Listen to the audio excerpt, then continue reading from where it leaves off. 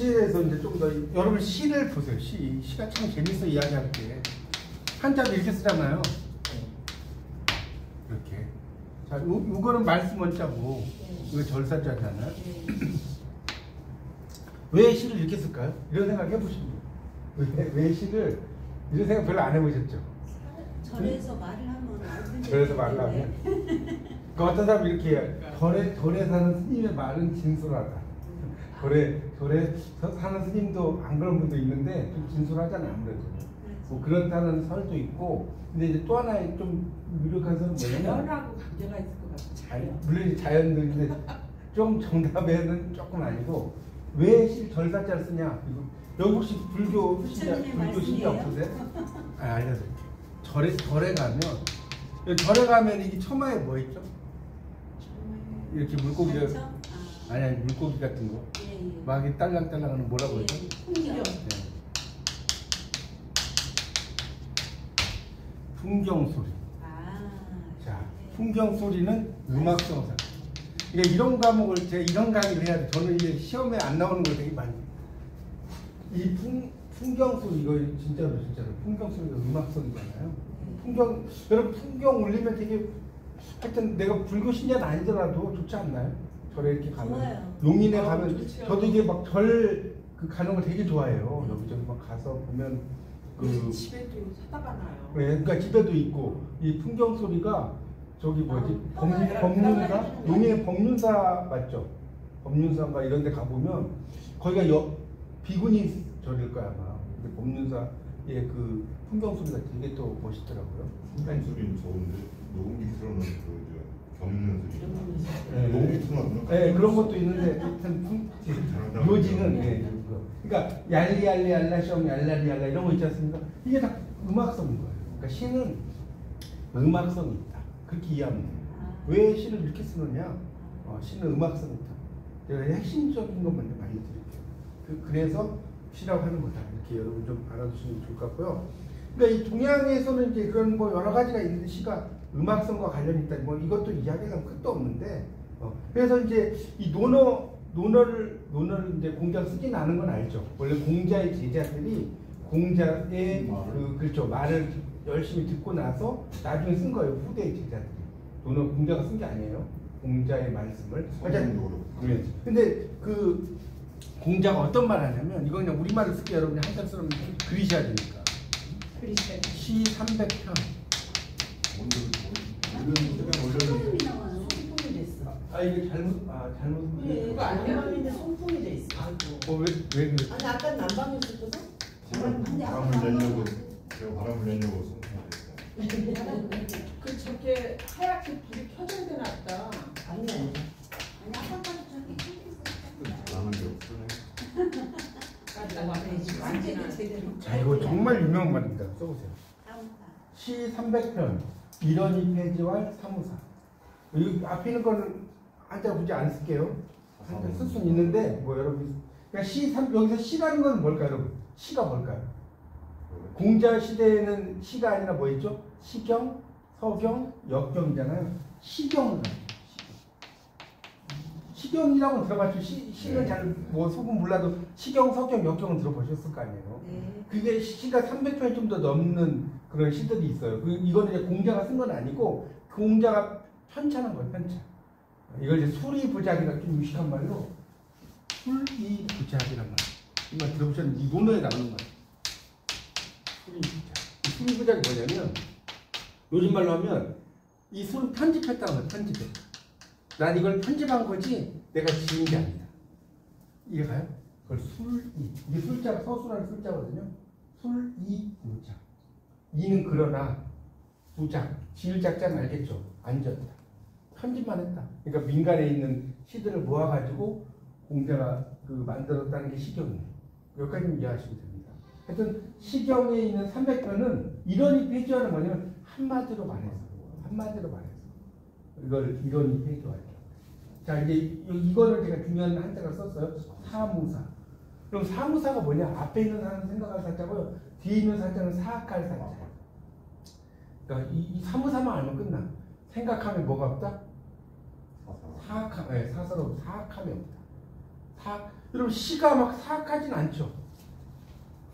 시를 읽었는데 막 뭐가 튀어나오고 막 나쁜 감정 이러진 않을 거 아닙니까? 네. 분신이겠죠.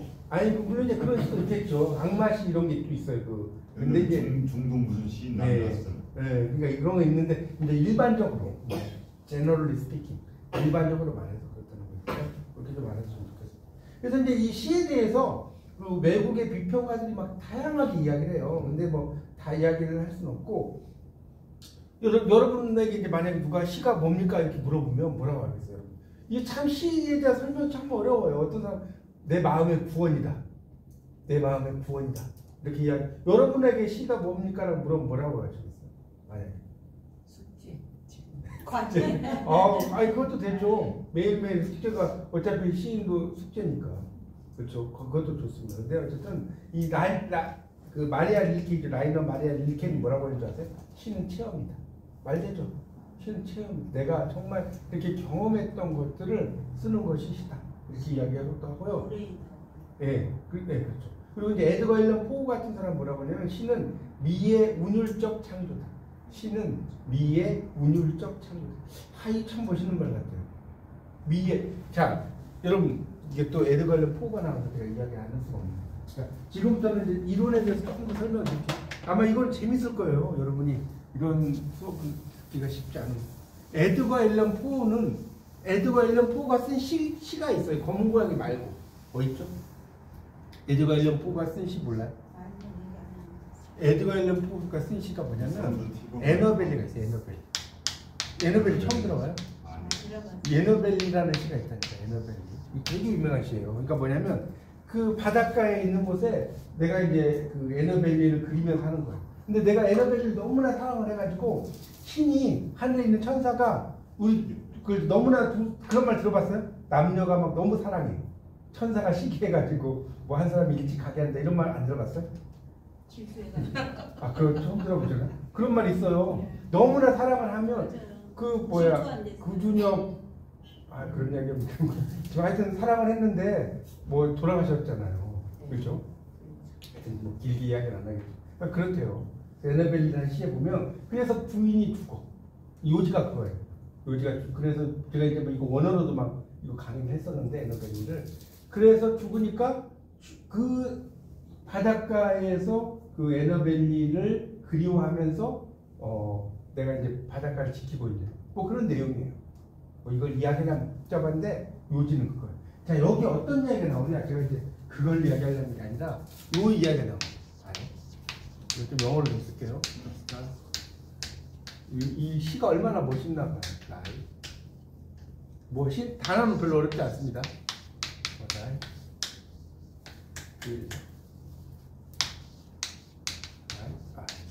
이거 아주 기본 영어 아니에요? Beautiful Annabelle. 이렇게 돼요. 여기 이 구절 중에 하나가 이런 구절이 있어요. 봐요. 그러면 이걸 어떻게 번역하느냐? 여기 이제 벗이 있고 네버가 있잖아. 네버는 결코 못만다 이런 말 알죠? 여러분 영어로 많이 이런 건 알잖아요. 결코 태양이 떠오르지 않는다. 이때 벗은 그러나가 아니라요. 멋멋을 제외하면. 자, 그럼 해석을 해볼까요? 내가 아름다운 에너벨리의 밝은 눈동자를 느끼는 것을 제외하면 결코 태양은 떠오르지 않는다. 이게 직역이에요. 그럼 여러분 이걸 좀 더 멋있게 하려면 여러분 어떻게 표현할까요? 제가 지금 직역했잖아요. 그럼 에너벨리의 밝은 눈보다 나은 내가 다시 아름다운 에너벨리의 밝은 눈동자를 느끼지 않으면 결코 별들은 떠오르지 않는다. 스타rs입니다. 이거 어떻게 번역하냐면요. 별이 떠오를 때면 나는 항상 아름다운 에너벨리의 밝은 눈동자를 떠오른다. 이게 멋있지 않나요? 이렇게? 별이 뜰 때마다 내가 순수하니까 에너벨리가 나는 아름다운 에너벨리를 떠올린다. 밝은 눈동자. 표현 멋있죠? 그러니까 우리말보다 영어로 표현하는 게 훨씬 더 발음상으로 보세요. The stars never rise, but I feel the bright eyes of beautiful Annabelle. 영어가 좀 더 운이 멋있지 않나요? 우리말로 하는 것보다. 뭐 있어요? 아니 이런 식으로 그래서 시라는 게 이렇게 멋있잖아 표현이. 별이 뜰 때는 난 항상 아름다운 에너벨리의 밝은 눈동자를 떠올린다. 그래서 이 에드거 앨런 포는 검은 고양이라는 시도 물론 유명하지만 소설 단편 소설도 유명하지만 이 에너벨리라는 시 하나로 그냥 꽉 잡아버리는 그 유명한 작가죠. 뭐 그런 사람들이 이제 여러 이야기를 했는데 뭐 이거 다 이야기할 수는 없고 그런 사람들의 이제 시가 있다는 걸 좀 알아두시면 좋을 것 같고요. 그래서 이제 시라는 것은 이제 여러분이 이제 시가 비유도 있고 심상도 있고 막 이렇게 이제 이야기하는데 이런 후각적 심상, 특히 이제 시는 이제 묘사, 이제 여러분 이제 내일 또 그 시에 대해서 조금 설명을 드리자면 묘사를 잘해야 돼. 묘사. 그러니까 이런 묘사가 뭐냐라고 물어보면 뭐라고 대답할까? 묘사가 뭡니까라고 물어보면 묘사가 뭐예요? 비유. 그러니까 비유인데 묘사는 알려드릴게요. 묘사는 사물을 그림처럼 표현하는 거 이렇게 이야기를 해요. 그걸 묘사라고.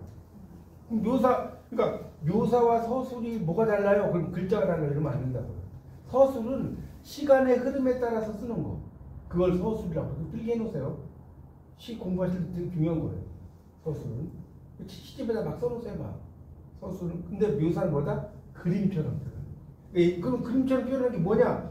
이야기해봐. 그럼 제가 이렇게 설명할 수 있어. 김종길 시인의 성탄제라는 시가 있어요. 성탄제. 그 성탄절 무렵이라는 시가 있는데 성탄제 어떤 이야기가 나오냐면 어두운 방 안에 빨간 숯불이 피고 이 성탄제 되게 유명한 시입니다. 김종길.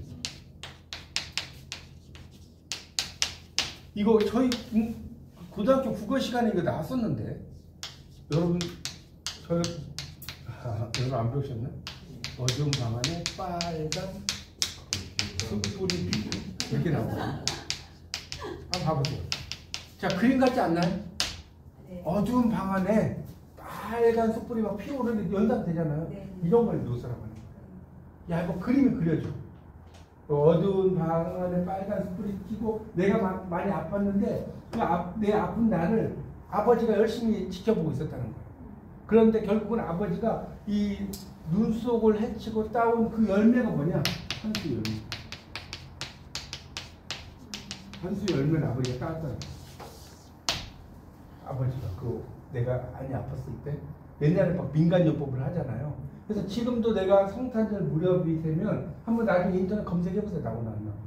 그래서 제가 이렇게 던지는 거 여러분 그게 공부라니까. 그러니까 제가 이야기했잖아요. 여러분 공부를 한다는 거는 시험, 이제 여러분이 시험을 이제 현대시의 이해와 감상이라는 과목을 들어요. 근데 그 시험에서 내가 100점 맞는 것도 물론 나쁘진 않아요. 근데 여러분이 국문과 졸업해서 취직하려고 공부가 온 건 아니잖아요. 그러니까 그런 여러 가지를 공부를 하셔야 된다. 이해 가시죠? 그런 학점을 잘 따는 것만 중요한 게 아니에요. 그래서 하여튼 그러니까 비유법의 어떤 직유법이나 은유법이나 그렇죠. 있죠. 여러 가지 어떤 있죠. 그것을 해가지고 그렇죠. 그러니까 이제 비유법인데 이제 하여튼 지금은 이제 묘사를 이야기하는 거예요. 묘사. 그러니까 묘사는 또 이제 심상에서 좀 달라요. 그러니까 이 심상이라는 게 이미지거든요. 이미지에 1번이 묘사적 심상이고 2번이 비유적 심상. 그러니까 지금 말씀드린 직유, 은유 이건 비유적 심상이라고 하고요. 3번이 상징적 심상. 이게 이제 되게 많아요. 이것만 이야기하려도 끝도 없어요. 근데 제가 몇 가지만 설명드리면 1번 묘사적 심상. 이거 대표적인 게 됐죠? 2번이 비유적 심상. 자, 비유적 심상은 이런 거야. 내 마음은 호수요. 이런 거 많이 들어보셨죠? 김동명 시인의 호수. 내 마음은 호수야. A는 B야. 은유법이죠. 내 마음 별과 같이 직유법이죠. 강나루 건너서 밀밭길을 구름에 달 가듯이 가는 나그네. 이건 알죠? 구름에 달 가듯이 뭐예요? 직유법이죠. 뭐뭐 측감입니까? 이런 식으로 의인법이라는, 의인법은 아까 말씀드렸지만 사물을 살아있는 것처럼 표현하는 거, 이런 것을 또 의인법이라고 이야기를 합니다. 그러니까 하여튼 그런 의미로 이해하시면 되고요. 그 다음에 상징적 심상, 상징이 되게 많아요. 상징. 예를 들어서 상징의 대표적인 예를 들어볼게요. 윤동주의 서시에 뭐 모르시면 없죠. 서시에 뭐가 나오죠? 윤동주의 서시에 오늘 밤에도 뭐죠? 예, 별이 바람에 스칩니다. 이게 유명한 구절 아닙니까? 또 오늘 밤, 뭐 별, 바람 여기 나오잖아요. 그러니까 밤이라고 하는 것은 밤은 시련이잖아요. 밤이라는 것은 이게 고난이잖아요. 밤이라는 것은 고난을 상징하는 거 아니에요? 그렇잖아요. 밤이라는 것은 상징 자체가 고난이에요. 아침이 오기 전에, 그러니까 새벽이 밝기 전에가 가장 어둡다 이런 걸 배우셨지 않습니까? 영광이잖아요. 그래서 우리가 성경에 보면 no cross, no crown 되게 많이 나오는 말이죠. 뭐예요? 십자가가 없으면 왕관도 없다 이거 아니에요? 십자가라는 것은 고난이잖아요. 예수님이 골고다 언덕을 올라가는 고난이고 왕관이라는 건 영광입니다. 고난이 없으면 영광도 없다. 그것도 아닙니까? 별이라고 하는 것은 어떤 독립을 어떤 몸부림이 일제의 탄압, 네? 스친다 뭐 이런 의미거든요. 힘들어진다는 표현이잖아요. 또 한동훈의 님의 침묵이죠. 님의 침묵. 님은 같습니다. 아 사랑하는 나의 님은 같습니다. 이 너무나 유명한 말 아니에요? 그 님이라는 게 도대체 뭐냐? 님이라는 게 도대체 뭐냐? 자, 이거는 크게 여러 가지 나눌 수 있는데 첫 번째는 뭐냐? 조국이에요. 맞죠? 한동훈 임시가 조국이에요. 조국이 가버렸다. 두 번째가 절대적. 절대적이니까 부처님이죠. 부처님. 이 사람이 불교 신자입니다. 세 번째가 연인이에요. 연인. 인민이니까 말 그대로. 러버. 좀 더 유식한 말은 뭐라고 하냐면 빌러브드라고 해요. 빌러브. 이렇게 하면 연인이거든요. 님의 침묵의 님은 세 가지로 해석이 되는 거예요. 이거 진짜 재밌는 거 공부하면. 근데 여러분이 여기서 또 이제 깊이 들어가면, 그러니까 여러분 시가 공부할 게 무진장 많아요. 자, 님의 침묵을 잘 보세요. 이제 이걸 여러분이 3학년 때 이제 문학 비평론에서 공부를 하시겠지만, 자 봐요. 이걸 이제 외제적 비평이라는 게 있고 내재적 비평이라는 게 있고, 이거 조금 더 설명드릴게요. 이 정도 따라오시겠죠? 너무 어렵진 않죠? 네. 외제적 비평과 내재적 비평이라는 게 무슨 소리냐? 2학년이니까 이 정도는 알아야 돼요. 2학년 아니에요. 외제적 비평과 내재적 비평의 차이가 뭐냐면, 자, 알려드릴게요. 내재적 비평은 자 작품 속에서만 보는 거예요. 자, 그러면 여러분 봐요. 님의 침묵에서 님은 같습니다. 아, 사랑하는 나의 님은 같습니다. 푸른 산빛을 깨치고 단풍나무 숲을 향하여 난 길을 걸어서 차마 떨치고 다 외우시죠? 같습니다. 여기 나오죠? 황금의 꽃같이 빛나던 첫 맹세는 차디찬 띠끌이 되어 뒷걸음쳐 사라져 갔습니다. 그런 거 아닙니까? 님이라는 것을 글자 그대로 보면 뭐예요? 글자 그대로 보면 1, 2, 3번. 3번. 예, 그렇죠. 자, 이거를 뭐라고 하냐? 내재적 비평. 그러니까 내재적 비평은 작품 그 자체만 본다는 거예요. 작품 그 자체만. 이거 꼭 알아두셔야 돼요. 작품 그 자체로만 본다. 이런 걸 이제 신비평이라고 하고요. 외재적 비평은 그 나머지 외적인 상황을 평가하는 게 외재적 비평이에요. 그러면 내재적 비평은 연인이잖아요. 근데 외재적 비평으로 보면 조국과 절대자가 될 거 아닙니까? 맞죠? 그걸 내재적 비평, 외재적 비평. 상징이라고 하는 것도 그 작품 자체로만 볼 것인가? 아니면 그 외적인 상황을 다 봐야 돼. 근데 여러분이 공부를 하려면 내재적 비평만 공부를 해가지고는 시야가 우물한 개구리가 돼요. 그렇지 않겠어요? 아, 맞잖아요. 내재적 비평을 작품 자체만 본다니까. 외적인 걸 전혀 개입을 안 시켜. 그러니까 풀이라는 거, 김수영이 풀은 알죠? 풀이 눕는다. 이건 알죠? 네. 워낙 유명하니까. 근데 풀을 그냥 내재적 비평만으로 보면 풀밖에 안 돼요. 진짜 길거리에 있는 풀이에요.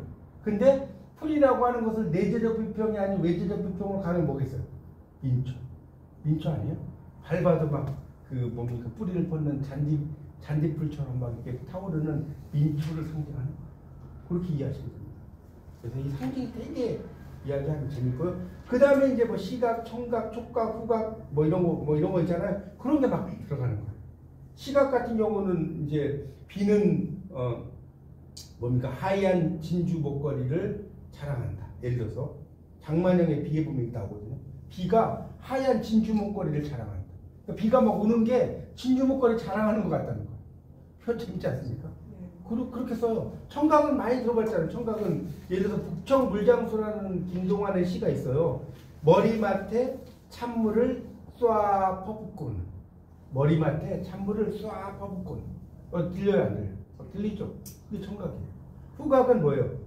그 김상옥 시인의 사양이라는 시에 보면 이렇게 나오거든요. 어마씨 그리운 솜씨에 향그러운 꽃지짐 이 나와요. 그 시조 현대 시조인데 어마씨는 이제 그 뭡니까 아주머니 뭐 이걸 어마씨라고 이렇게 썼잖아요. 하여튼 그리운 솜씨에 향그러운 꽃지짐. 그러니까 향그럽다는 거 꽃지짐. 예를 들어서 촉각 같은 경우는 대표적인 게 뭘까요? 정지용의 유리창이잖아요. 유리에 차고 슬픈 것이 어린다. 이런 거 들어보셨죠?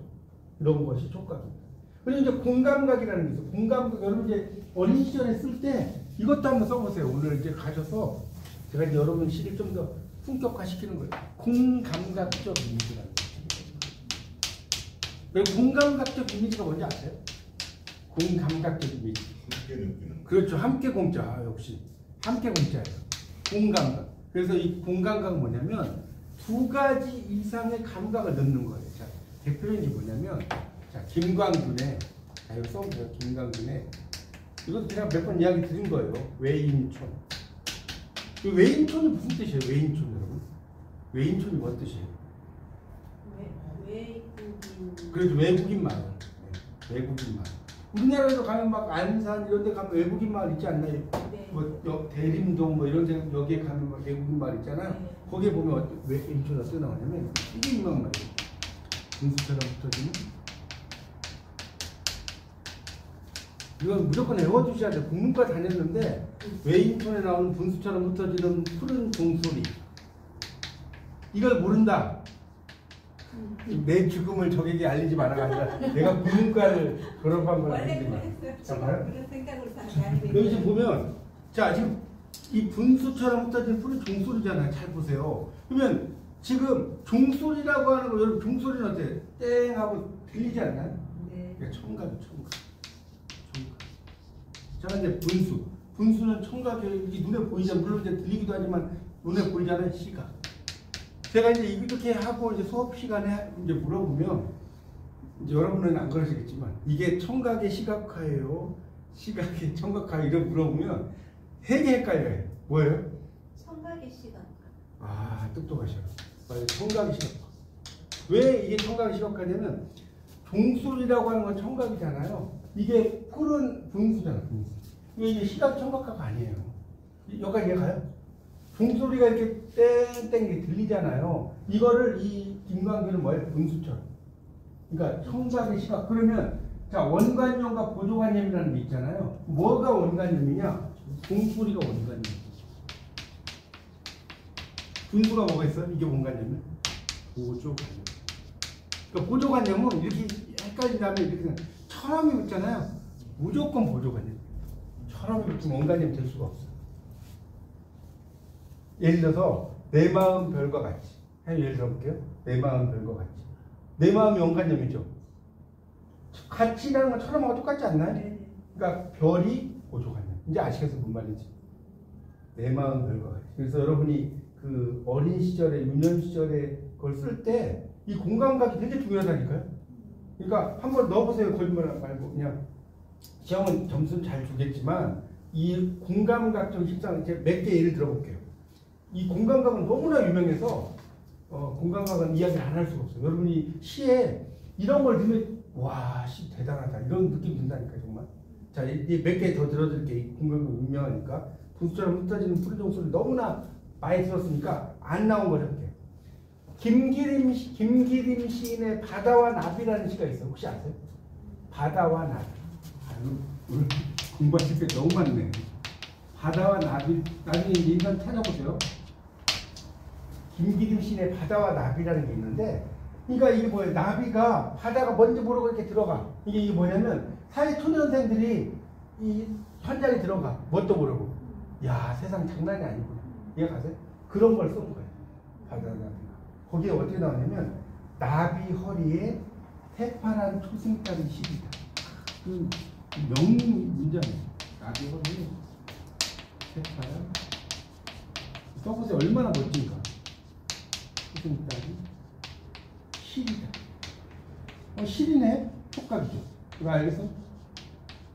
시린 건 촉각 아니에요? 새파라다 말이야. 새파라면 후각이겠어요? 시각이겠어요? 시각이죠. 그러니까 새파란 초승달이 원관념이잖아요. 그러니까 시각의 촉각화야. 시각의 촉각화.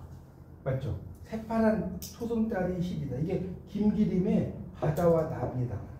지금 이제 지금 이 공감각은 너무나 유명한 거기 때문에 여러분 꼭 좀 뭐 시집에다가 적어놓으세요. 이거는 아무나 이런 강의 계속 안 하시. 제가 이제 쫙 설명드리는 거예요, 여러분에게. 되게 유익하잖아요. 아니. 자, 나비허리에 새파란 초승달이 시기다. 여기 나오고요. 그 다음에 김광균의 추일서정이라는 작품이 있어요. 김광균의. 이거 꼭 한번 두 작품에 넣어보세요. 있어 보이는 김광균의 뭐라고요? 가을날 느낌이 갑니다. 추일서정에 어떤 내용이 나오냐면 이렇게 나와요. 풀벌레 소리 발길로 참. 그럼 내가 이제 말 안 할 테니까 여러분이 뭐에 뭐 이야기해야 돼? 풀벌레 소리 발길로 참여. 이렇게 일단 해보세요. 그러면 자, 풀벌레 소리 발길로 참여. 이거 되게 재밌어. 이런 거 하면 자, 뭐에 뭐하 해보세요.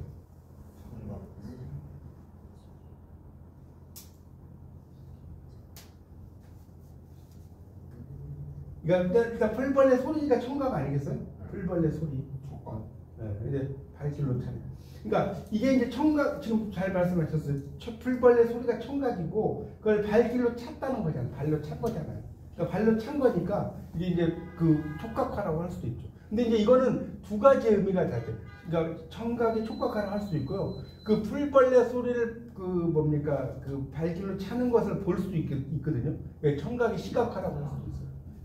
이거는 뭐 답이 하나만 있는 게 아니라 청각이 촉각화라고 해도 되고 청각이 시각화라고 해도 돼요. 그 다음에 너무나 잘 아는 유치한의 깃발. 유치한의 깃발은 들어보셨죠? 안 들어봤어요? 유치한의 깃발이 있어요. 깃발에 이제 제일 처음에 어떻게 나오냐면 이것은 소리 없는 아우성이다. 이것은 소리 없는 아우성. 소리 없는 아우성. 자, 뭐에 뭐 할까요? 자, 이것은 소리 없는 아우성. 자, 우리 헷갈려요. 더 쉽게 설명. 이건 깃발라고 얘기해요. 답 나오지 않아요? 깃발은 보여요, 안 보여요? 시각에. 아우성은 들려요, 안 들려요? 들려요. 청각과. 시각은 청각. 아우성이라니까 깃발이 막 이렇게 움직이는 게 저는 느껴져요. 움직이는 게 이제 그 뭐 들린다고? 보인다고? 그러니까 어쨌든 그러니까 보이는데 아우성은 함성이니까. 아우성이라는 말 자체가 함성이잖아, 함성. 그러니까 소리가 없다고 그랬어. 소리 없는 아우성이라는 거는 이거는 이제 역설적인 표현이고, 그러니까 소리 없는 아우성이 이거 뭐냐면 어쨌든 아우성이잖아. 소리 없는 게 그러니까 소리 없는 아우성은 그러니까 일종의 역설법. 우리가 작은 거인도 작은데 어떻게 거인입니까? 그런 게 되게 많은 거예요. 또 모란의 비까지는 난 아직 기다리고 있을 때요. 찬란한 슬픔의 봄. 찬란한데 어떻게 슬퍼요? 찬란한 슬픔의 봄. 그 이야기를 하면 또 옆으로 세요. 찬란한 슬픔의 봄. 그 다음에 유리창을 닦아. 유리창을 자기 아들이 죽고 나서 정종이 거기에 보면 어떻게 나오냐면 외로운 황홀한 심사다. 유리창 뭐가 나온다고요? 외로운 황홀한 심사. 외로운데 황홀해요? 자, 그럼 이제 여기서 질문 제가 드릴게요. 왜 작가는 정지용 씨. 네, 정지용. 예, 말씀하세요. 제목이 생각나요. 얼마 전에 배웠잖아요. 유리창. 정지용 씨네. 네, 작가는 자 이제 보세요. 유리창. 유리창. 작가는 자 보세요, 여러분. 재밌지 않나? 이런 걸 공부하는 거라. 그러니까 공부라는 거는 제가 다시 말하지만 시험을 너무 의식하지 마세요. 이렇게 시험을 나는 이거 몇 점 맞아야지 이렇게 생각하면 여기 와서 공부할 필요가 없지. 그렇지 않나요? 혼자 하면 됐죠. 근데 이렇게 오셔서 이런 거는 여러분이 이렇게 여러분끼리 공부하고 이렇게 될 수가 없어요. 생각이 없어요. 외로운 황홀한 심사를 왜 이렇게 썼냐면 자기 아들이 죽었어. 그거 얼마나 외로워요. 근데 그냥 외로워 못 살겠어요 하면 360날 울 거 아닙니까? 그거를 황홀한이라는 말 딱 넣으면서 어때요? 중간적으로 좀 완화시킬 수 있죠. 그래서 이렇게 쓴 거예요. 외로운 황홀한 심사. 다 그렇게 기쁜 뜻이 예전에 그 개그맨 그걸 유명해졌잖아요. 그거예요. 얼마나 깊습니까? 그래서 이제 이거 시각이 청각화 되셨죠? 그 다음에 이상화에 빼앗긴 들에도 보문 오는가에 보면, 빼앗긴 들에도 보문 오는가에 보면 뭐가 나오냐면 푸른 웃음이 나는 거야. 푸른 웃음. 이 빼앗긴 들에도 보문 오는가에 이상화. 자, 그럼 여기 잘 봐요. 푸른 웃음은 웃음이 언간념이겠죠? 웃음이 언간념 아니겠습니까? 그럼 웃음은 웃어 들리죠? 웃음이 들리지 않나요? 웃음소리가? 근데 이게 푸르대. 그러니까 이걸 물어보면 시각에 청각하면 땡이에요. 맞죠? 이해 안 가요? 웃음이 메인인데 내가 스키다시고, 그죠? 그래서 웃음이 청각 아닙니까? 들리는 거니까. 근데 푸르다고 그랬잖아. 청각의 시각. 청각의 시각. 알겠어요? 시각 청각각 아니고 웃음이 푸르다고 했으니까. 그 다음에 한동훈의 님의 침묵에 보면 뭐가 나오면 향기로운 님의 말소리. 뭐가 나온다고요? 나는 향기로운 님의 말소리에 김없고 꽃다운 님의 얼굴에 눈 멀었습니다. 이렇게 나오지 않나요? 자, 향기로운 님의 말소리. 이 재밌잖아요, 이런 거 하면. 그러면 자, 봐요. 향기로운 님의 말소리는 자, 여러분 이제 얘기해보세요. 뭐에 뭐가? 청각의 아니 후각 여기 향기로운데 시각은 아니죠. 후각화. 그렇죠. 청각이 이제 도사 되셨네. 청각이 후각화예요. 이 향기롭다는 거는 눈으로 보이는 게 아니라 이게 냄새 맡는 거니까. 청각의 후각화. 하나만 더 할게요. 청각의 후각화. 자, 이육사의 절정에 매운 계절의 채찍의 갈겨. 매운 계절의. 제가 진짜 이 시만 가지고도 4년을 강의할 수 있어요. 할 게 너무 매운 계절의 채찍의 갈겨 이겁니다. 이게 뭐 했다고? 이 제목 뭐라고요? 이육사의 절정.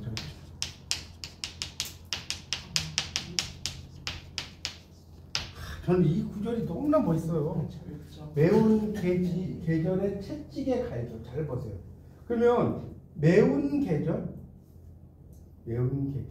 채찍의 갈겨. 매운 계절이 온갖 일단은 이거는 매운 계절이잖아. 그러니까 예를 들어서 사랑이라는 사랑이 그러니까 매운 계절 오면 이게 지금 봐요. 사랑이라는 예를 들어서 어떻게 사랑이라는 가벼운 날개를 달고 이렇게 쓸 때 love 이게 영어로 가려면 light wing이거든요. light wing. 그러면 여기 이제 의라고 썼지만 이게 그 뭡니까 뭐라는 이런. 여기서 중요한 건 매운 계절의 채찍은 중요한 건 이 매운 계절보다는 채찍이 중요해요. 이 매운 계절의 채찍이거든요. 채찍은 촉각이죠. 네. 촉각. 근데 맵다고 그랬잖아요. 매운 게 촉각이 매운데? 아니 맛을 보는 거지 않나요? 네. 비가. 아, 미가. 이거 예. 맛을 보는 이거 어려워. 신라면 매운 라면이잖아요. 촉각의 미각. 촉각이 쏘는 이거 되게 중요한 거. 오늘 제가 여러분 다른 거 다 까먹으셨어도 공감각만 알아도 여기 오신 보람 있지 않아요? 네. 다른 거 몰라요. 매운 계절의 채찍의 갈겨는 촉각의 미각화야.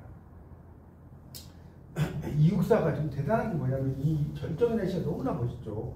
그죠? 매운 계절의 채찍의 갈겨 마침내 북방으로 휩쓸려 오다. 이렇게 나오거든요. 그러니까 일제 탄압에 못 이겨가지고 결국은 이 만두 쪽까지 가잖아요. 그걸 이렇게 쓴 거예요. 표현 멋지지 않아요? 매운 계절의 그러니까 매운 계절이라는 채찍이에요. 매운 계절의 채찍은 매운 계절이라는 그런 그 채찍에 갈려서 마침내 북쪽 지방. 그래서 하늘도 그만 지쳐 끝난 무언 서리빨 칼날진 그 위에서다. 표현 저는 이 시 되게 좋아하거든요. 서리빨 칼날진 그 위에서다. 이제 어디다 무릎 디뎌야 되나? 한 발 디딜 곳조차 없고 이러매 가만히 눈 감아 생각해 볼 밖에 겨울은 뭐죠? 마지막이 강철로 된 무지개인가 보다. 겨울을 강철로 된 무지개라고 표현해요. 이 육사가 진짜 이 표현이 저 되게 이 육사씨 좋아하거든요. 윤동주 씨는 되게 여성적으로 이렇게 좀 섬세하게 썼는데 이 육사는 시가 되게 남성적이에요. 힘이 있어요, 맞아요. 뭐 지금 눈 내리고 매화향기 홀로 아득하니 내 여기 가난한 노래의 씨를 뿌려라. 이육사의 광야에 나오잖아요. 다시 천고의 뒤에 백마 타고 오는 초인이 있어 이 광야에서 목 놓아 부르게 합니다. 이런 시 보세요. 얼마나 시가 막 니체의 초인 의지까지 나오잖아요. 하여튼 그래서 이 매운 계절의 채찍은 촉각에 미각하다. 그래서 여러분 이렇게 공감각을 이 시에다가 좀 쓰시면 시가 정말 사라져요, 진짜. 여러분이 이제 혹시 과제를 이렇게 내셨다라고 하시는 분은 아직 시간 있으니까 오늘 되게 이제 끝나고 가셔서 조금 더 시를 다듬어서 아니 점수는 잘 줘요. 그러니까 이걸 뭐 썼다고 해서 여러분이 점수를 1점 더 받고 그러니까 제가 계속 말씀을 그렇게 연연하지 마시고 여러분 국문과에 그 점수 따고 왔다고 생각하지 마시고 그러니까 제가 이런 분이 있어. 제가 진짜 이런 분 제가 어떤 분을 봤냐면 토익 시험을 막 900점을 되게 막 제 아는 사람이 950점이라고 자랑해. 근데 뭘 물어보면 아는 게 없어. 뭘 물어보면 근데 어떻게 이 사람이 이렇게 맞췄지? 이런 생각이 들더라고. 그러니까 그런 공부는 꼭 시험용보다는 나의 내면의 발전을 위한 이런 것도 되게 중요하다.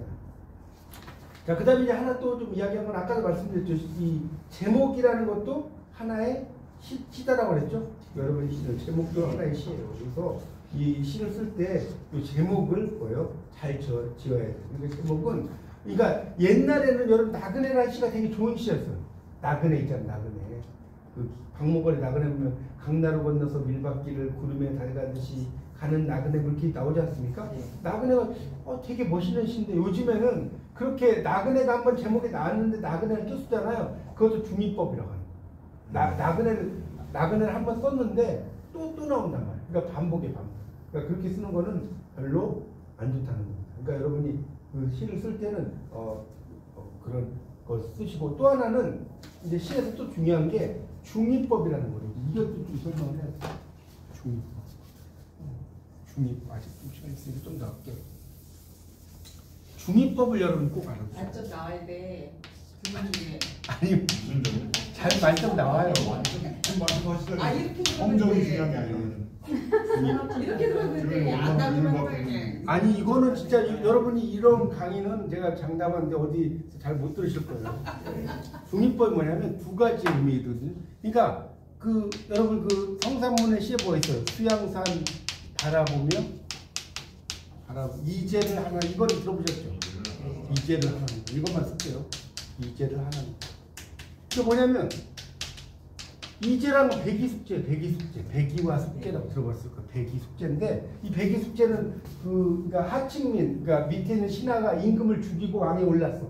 그러니까 그것에 대해서 자기는 그런데 못 살겠다 해가지고 수양산에 가서 고사리 캐먹다가 죽어요.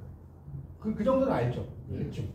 근데 재밌는 것은 여러분 이게 더 재밌는 게 뭐냐면 사마천의 사기열전에 보잖아요. 사마천은 들어보셨을 거예요. 네. 사기를 쓴 사람인데 사기열전에 보면 이 백이와 숙제를 엄청나게 높이 평가해요. 저 다 읽어봤어요. 원어로. 백이 숙제도 여러분 뭐 국문과시니까 뭐 원어로 읽을 건 없고 백이와 숙제를 엄청 짱으로 표현해요. 베스트. 아시겠어요? 그런데 성산문은 뭐냐? 이 엄청나게 높이 평가하는 백이와 숙제를 뭐예요? 비판해버려요. 왜 비판하냐? 자, 수양산 바라보면서 백이와 숙제를 하네. 줄여 죽을 찐들 채미도 하나인 것과 굶주려서 죽을 찐들 고사리 캐먹도 고사리 왜 캐먹었냐? 비록에 후세의 거신들 그 위 땅에 낳는 비록에 이게 푸성기지만 누구 땅에 낳냐? 왜? 지금 봐요. 그 수양대군이 단종을 죽이고 그건 알잖아요. 여러분 그거 모르시면 없잖아요. 한국이니까. 왕이 올랐잖아. 이 사람은 사육신이잖아요. 성산문은. 나는 그것도 안 먹겠다. 여러분 성산문이 잠깐 성산문이 나왔을 때 말씀드리면 어떻게 죽는지 아세요? 성산문을 정말 잔인해요. 이 가죽 있죠, 가죽을 이렇게 하나씩 벗겨줘요. 그냥 이렇게 죽은 게 아니라 그런 제가 있잖아요. 가죽을 이렇게 하나씩 벗겨. 근데 문제는 수양대군이 이제 다 옛날 구족을 멸하고 이런 건 알죠. 수양대군만 죽는 게 아니에요. 부인 죽고 큰애 죽고 작은애 죽고 갓난아이가 다 죽어요. 그것도 어디서 보는 데서. 이게 수양 성산문이 이거 싫어. 눈물을 흘리질 않았대요. 눈물을 자기 부인 죽고 뭐 큰아들 죽고 둘째 죽고. 근데 갓난 아이가 있었어요. 갓난 아이가 있을 때 눈물을 흘려요. 이거 왜 눈물을 흘리냐고 이제 물어봤을 거 아니에요. 그러니까 수양대도 뭐 성산문이 그랬대요. 다른 사람은 다 왜 죽는지 알고 죽는데 그 갓난 아이는 자기가 왜 죽는지도 모르고 죽으니까 그게 너무나 슬프다. 그랬다는 거예요. 하여튼 이제 중요한 거는 이 수양산이라는 거죠. 그러니까 이 시가 왜 멋있냐, 이 시가 왜 멋있냐면 이 수양산 때문에 멋있는 거예요. 이게 참 재밌는 게 실제로 중국에 수양산이 있어. 신기하죠? 중국에 수양산이 있다니까. 수양산. 그래서 이 수양산을 바라보며 백이야 숙제를 해냈다고 그랬지만 일본의 의미는 실제로 마운틴이야. 그러니까 실제로 수양산이라는 산이 있지만 그 속에 내포적인 의미는 수양대문이라는 거야. 이게 중의법이에요. 이 중의법이 뭔지 아세요? 그러니까 시는요 이렇게 중의적인 표현이 많을수록 되게 좋은 거예요. 그러니까 여러분이 너무나 잘 아는 시조 중에 이 중의법 가지고도 이야기할 게 너무나 많은데 이런 거죠. 예를 들어서 청살리 벽계수야 수의감을 자랑마라. 이거 많이 들어보셨죠? 벽계수는 원래 푸른 시냇물이라는 뜻이에요. 맞죠? 이거 모르시면 어딨어. 그런데 사람 이름이죠. 그리고 명월이 만공산하니. 이거 기가 막히지 않나요? 네? 뭐라고? 하나노라는 무슨 뜻이에요? 하나노라? 이제는 한탄한다. 한탄한다. 한이라는 게 한탄한다. 이 한 있잖아요. 그 한다. 한오라라는 게 한다. 그러니까 요즘 말로 이제를 한탄한다. 이런 말 알겠어요? 네, 탄식한다. 예, 정도. 하여튼 명월이 만공산하니. 이게 정말 기가 막힌 시라는 구조라니까요. 명월이 만공산. 예, 공산은 비어있는 산은 꽉 차 있어요. 명월이 밝은 자리. 근데 명월이 바로 누구예요? 명월이 누구냐고? 내 황진. 별명이었어. 내 별명이었어요. 그러니까 명월이 만공산하니 쉬어간들 어떤 이 표현이 보세요. 그러니까 옛날 사람들이 이렇게 뭐랄까 좀 이렇게 유혹을 해도 이렇게 시로 이렇게 하는 거예요. 멋지게.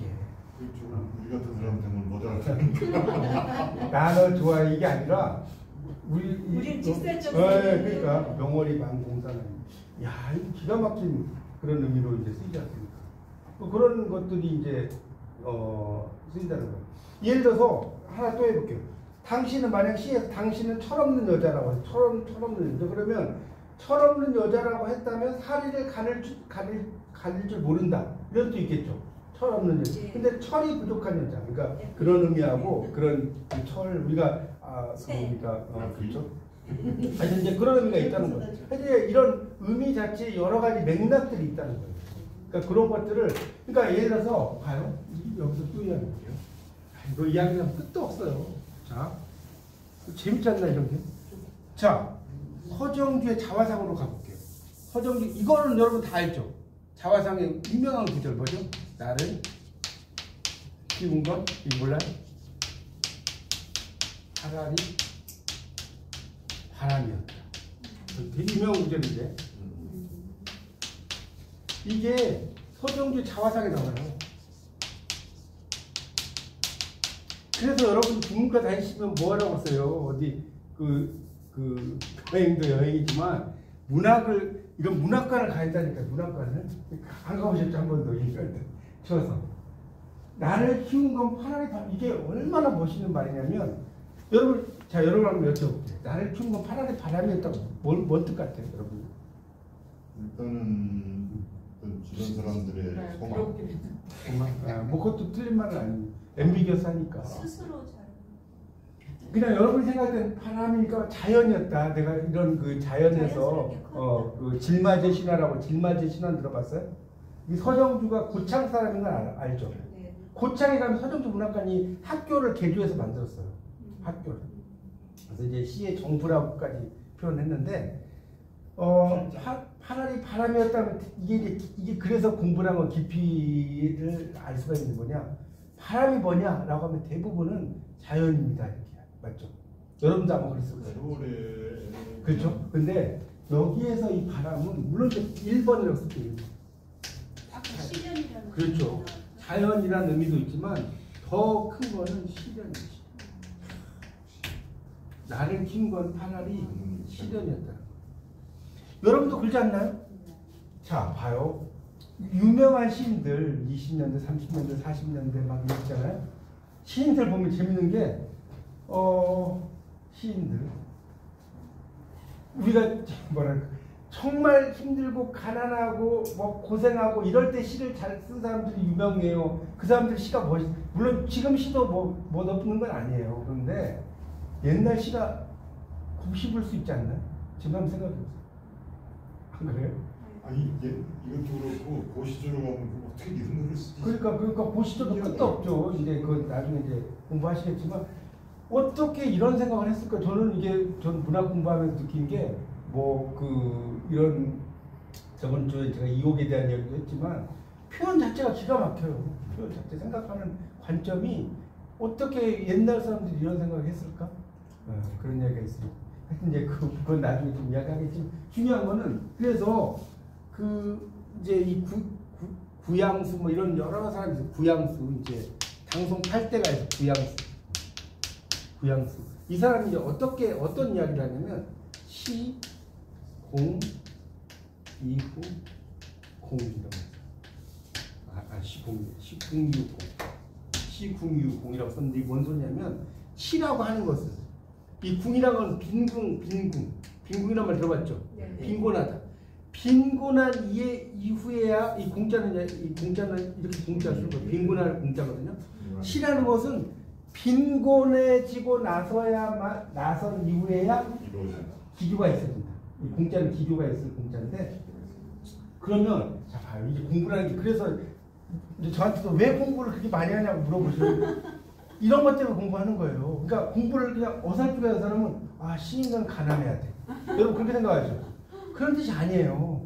이 구양수 되게 먹고 살 만큼 사는 사람이 그런 뜻이 아니라 시라는 것은 이 궁이라는 건 가난한 뜻이 아니라 어떤 정신적인 어려움이랄까요? 그러니까 내가 아주 부자라고 해서 뭐 정신적으로 어려운 게 짜고 이러진 않죠. 시라는 거는 내가 막 정말 공부를 해서 진짜 이걸 뭔지를 막 찾아간다든가 뭐 이런 거지 꼭 육체적인 어려움만 의미하는 게 아니야. 시라는 건 정말 내가 정말 많은 다양한 고난이라든가 이런 걸 겪고 나서야만 기가 있어. 그래서 자 이렇게 되면 또 이제 어디로 연결됐냐? 허균으로 연결돼요. 자 허균은 어떤 이야기를 하냐? 글을 잘 쓰려면 뭐가 있어야 되냐? 오늘 정말 여러분 나중에 강산의 도움이란 말 써요. 강산의 도움. 그리고 강산의 도움이라고 하면 얼핏 생각할 때는 강 보고 산 보고 되게 좋은 거 아니야? 이렇게 생각할 수 있어. 그런 뜻이 아닙니다. 그런 뜻이 아니라 강산의 도움이 뭐냐면 허균이 유배를 많이 다녔죠. 이 사람은 그러니까 왕이 되려고는 하지 않았고요. 그 2인자 재상이 되려고 했어요. 저도 허균에 대해서 막 대학원 다닐 때 막 공부 좀 막 시도 공부하고 막 했는데 허균의 시들이 재상이 되는 꿈을 가진 시가 되게 많아요. 여러분 허균은 그냥 뭐 홍길동전 이런 것만 알고 계시는데 뭐 이게 시를 들어가면 복잡해요. 허균도 시가. 근데 하여튼 그래서 강산의 도움이라고 하는 건 뭐냐면 유배, 그러니까 고난을 가요. 이 강산 자체가 고난을 가요. 그럼 연결되지 않나요?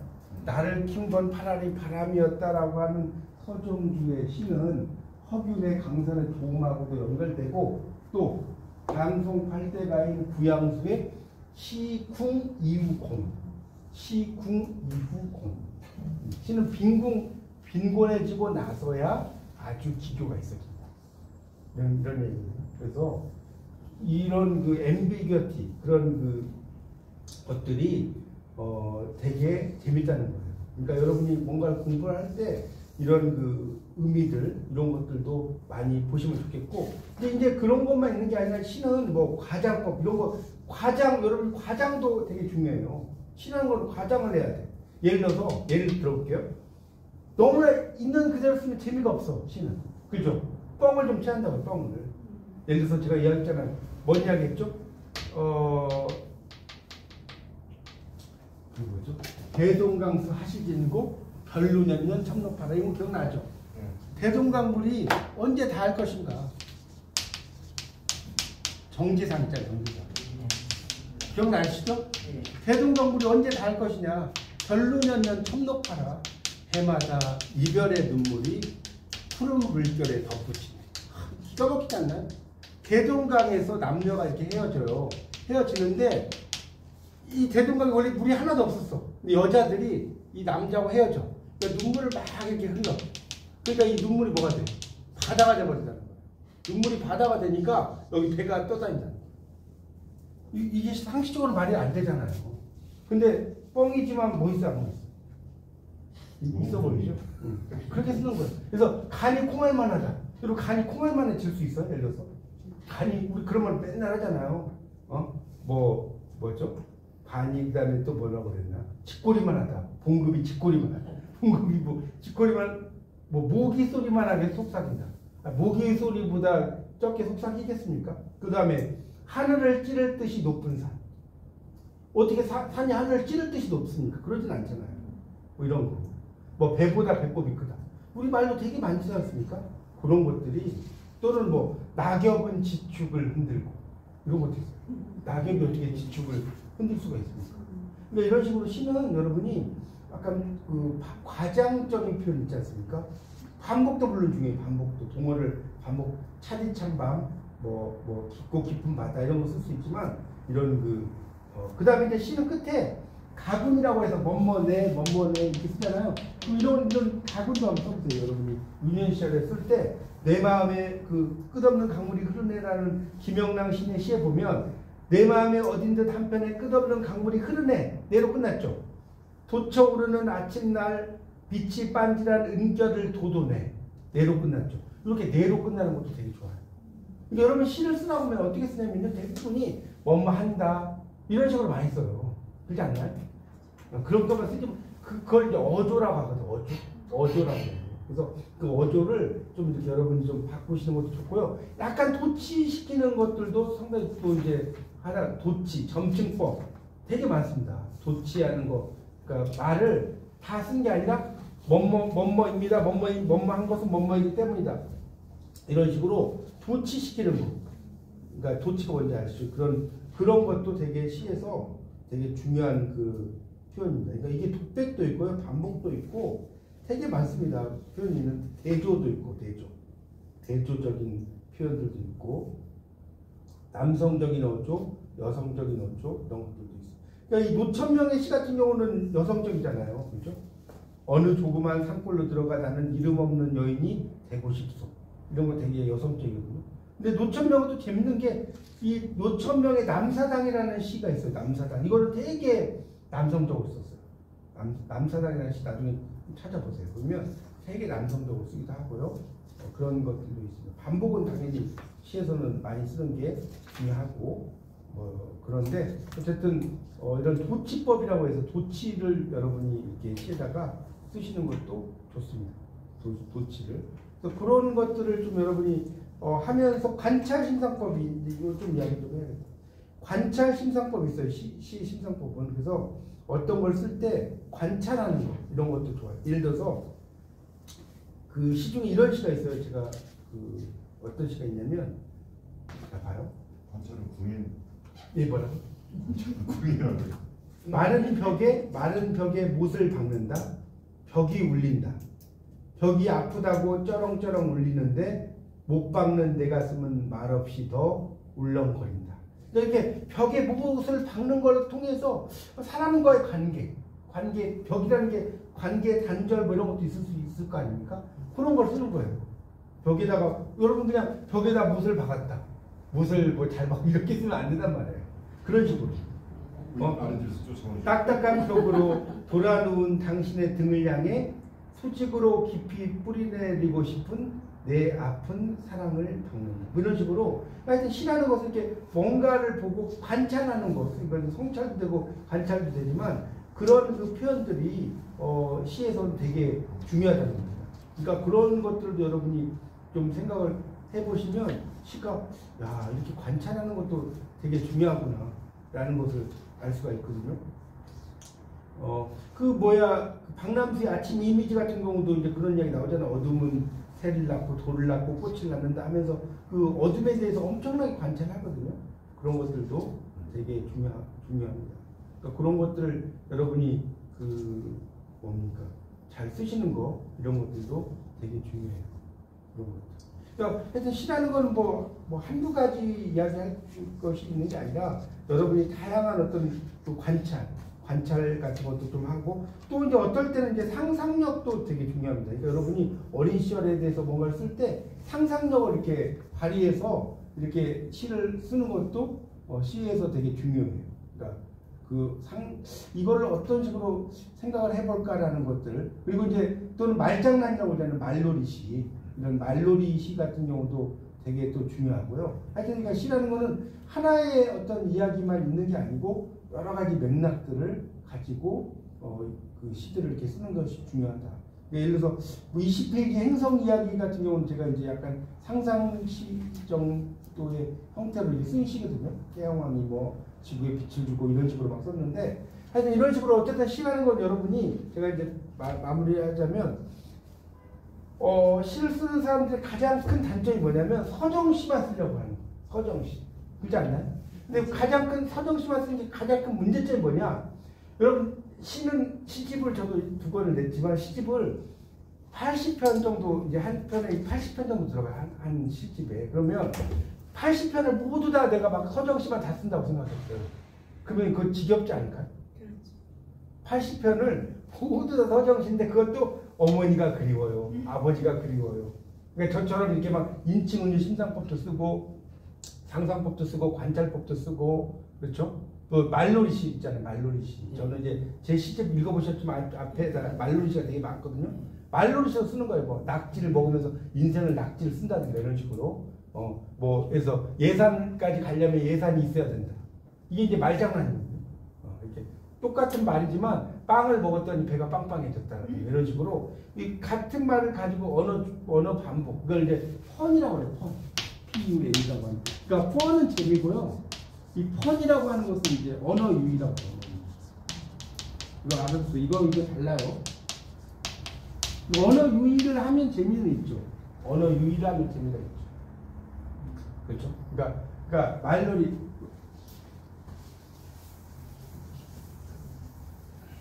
뭐 이런 거죠. 말놀이시니까 예를 들어 당신이 내 사랑을 받아준다면 나는 제가 일시집에 썼거든요. 왕국도 낼름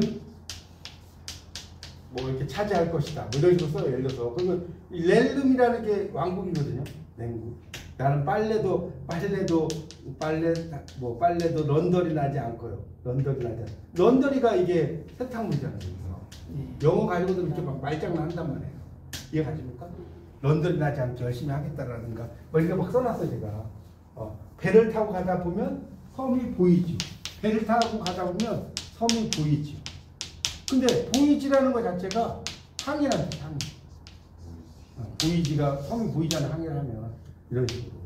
그러니까 이런 것들은 이제 좀 약간 영어적인 지식이 있으면 좀 유리해요. 저처럼 좀 영어를 전공을 하거나 이런 되게 좀 유리한데 뭐 아니면 우리말 가지고 하셔도 상관이 없는데 그런 말놀이도 좀 집어넣어도 좋고. 그러니까 여러분이 제가 뭐 짧은 시간에 이걸 뭐 시 쓰는 법만 이야기하려 해도 끝이 없어요, 솔직히. 근데 뭐 제가 오늘은 여러 가지 전반적인 이야기를 하지만 시를 쓸 때는 이렇게 말놀이도 하고 그다음에 인칭은유 심상법도 하고 상상시 있죠? 상상시도 하고 관찰도 하고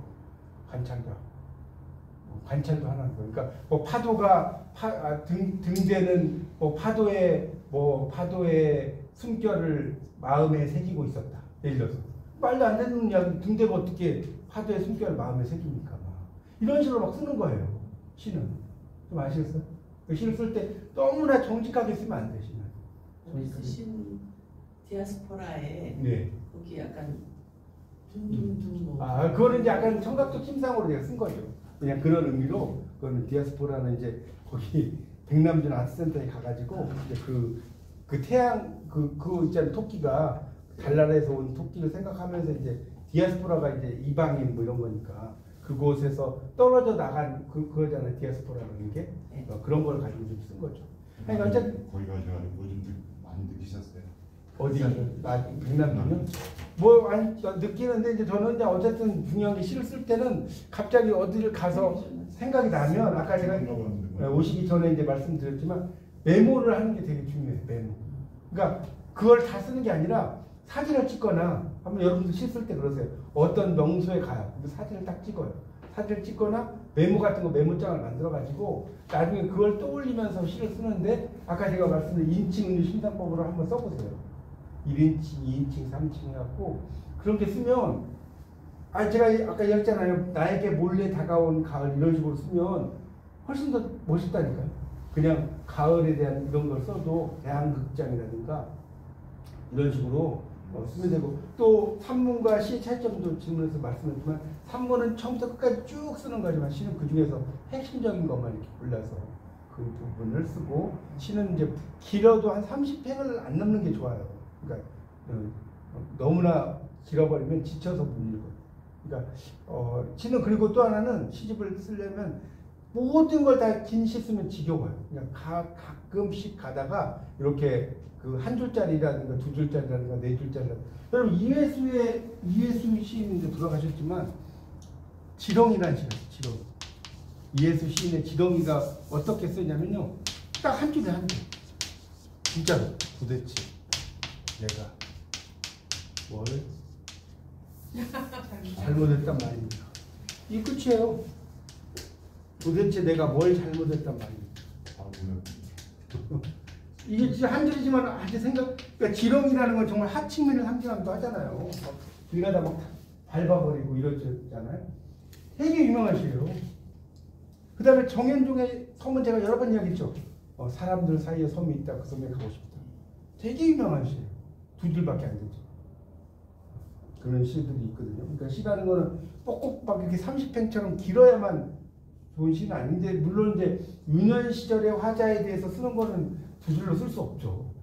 저는 이제 시라는 것에 대한 전반을 말씀드립니다. 이회수 씨가 네, 쓴 지렁이라는 시.